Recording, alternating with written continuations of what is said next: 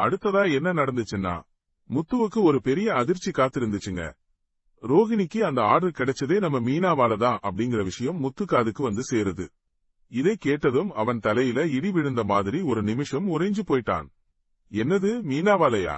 இதையெல்லாம் நான் இப்பவே வீட்ல உள்ளவங்க கிட்ட சொல்ல போறேன்னு கோபத்தோட கிளம்ப மீனா அவனை தடுத்து நிறுத்துறா. வேண்டாம்ங்க, அதெல்லாம் இப்போதைக்கு வேண்டாம்னு கெஞ்சினா. முத்துவும் கொஞ்சம் யோசிச்சு பார்த்துட்டு, சரி இப்போதைக்கு நான் இந்த விஷயத்தை சொல்லாம விடுறேன். ஆனா இந்த பார்லர் அம்மா இதை வச்சு ஓவரா சீன் போட்டா சும்மா இருக்க மாட்டேன்.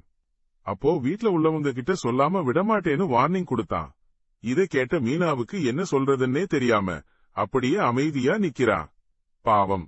இப்படி ஒரு பக்கம் நடந்துட்டு இருக்க, இன்னொரு பக்கம் நம்ம விஜயா பார்வதி வீட்டுக்கு வர்றா. அங்க என்ன நடக்குதுன்னா, சிவன் அந்த குழந்தைகளை வச்சு கதை சொல்லிட்டு அத வீடியோவா எடுத்துக்கிட்டு இருக்கான்.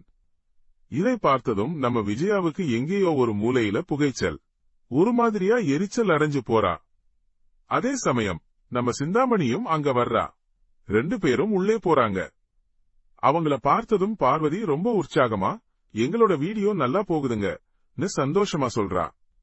ஆனா நம்ம விஜயா விடுற மாதிரி இல்ல, இன்னைக்கு கிளாஸ் கிடையாது, நீங்க கிளம்புங்க சிவன், நான் பார்வதி கிட்ட கொஞ்சம் பேசணும்னு வெடிக்கன்னு சொல்றா. அதையடுத்து சிவனும் அங்க இருந்து கிளம்ப, நான் போய் வழி அனுப்பிட்டு வர்றேன்னு பார்வதியும் பின்னாடியே போறா. அவங்க 2 பேரையும் பிரிக்கணும்னு ஒரு சதித்திட்டத்தோட விஜயா அங்க நிக்கிறா. சிந்தாமணி இதை கேட்டதும், சிவனோட கதையை முடிச்சிடுவோமான்னு ஒரு மாதிரியா கேக்குறா. இதை கேட்டதும் விஜயா ஷாக் ஆகிறா. அடடா, அதெல்லாம் வேண்டாம், 2 பேரையும் பிரிச்சா போதும்னு சொல்றா. கொஞ்ச நேரத்துல பார்வதியும் வந்து சேர்றா. வந்ததும் வராததுமா, நம்ம ரோகிணியால ஆர்டர் கிடைச்சது, ரொம்ப பெருமையா இருக்குன்னு பேசிட்டு இருக்கா. இதை கேட்டதும் நம்ம விஜயாவுக்கு திடீர்னு ஒரு யோசனை வந்துச்சு போல. ரொம்ப நாளா 2 பேரையும் பிரிச்சு வச்சுட்டேன், இப்போ சேர்த்து வைக்க போறேன். சாமியாருக்கு போன் பண்ணி இன்னைக்கு நல்ல நாளான்னு கேளு. மனோஜ், ரோகிணி 2 பேருக்கும் ஃபர்ஸ்ட் நைட்டுக்கு ஏற்பாடு பண்ண போறேன்னு சொல்றா. அடடான்னு பார்த்தா நம்ம சிந்தாமணி உடனே நான் பூ டெக்கரேஷன் எல்லாம் செய்யறேன் மாஸ்டர்னு ஆர்வமா சொல்றா. அப்புறம் என்ன, 3 பேரும் வீட்டுக்கு கிளம்பி போறாங்க. அங்க மனோஜ் ரூம்ல டெக்கரேஷன் எல்லாம் நடந்துட்டு இருக்கு. இதை பார்த்ததும் முத்துவும் அண்ணாமலையும் ஷாக் ஆகி நிக்கிறாங்க. என்னடா நடக்குது இங்கன்னு புரியாம முழிச்சாங்க.